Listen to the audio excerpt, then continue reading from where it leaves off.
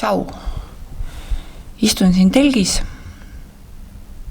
mõtisklen täiesti üksi.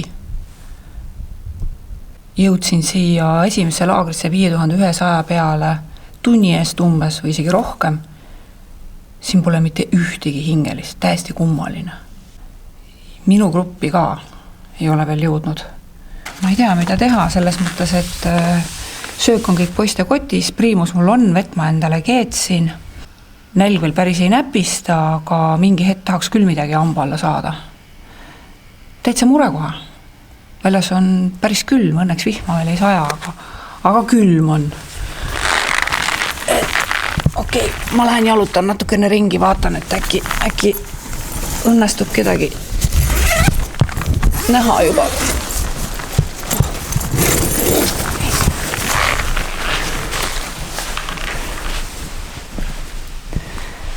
No nii, viskasin väikese vembu, ärge pahandage, eks. Et käib täiesti tavaline varustuse kontroll ja telk on üks osa sellest.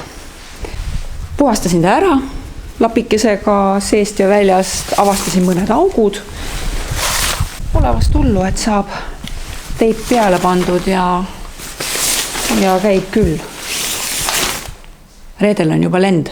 Närv on sees, magada enam normaalselt ei saa. Kuigi tahaks. Aga küll ma siis seal koha peal magan. Ei ole hullu. Tšau, paka!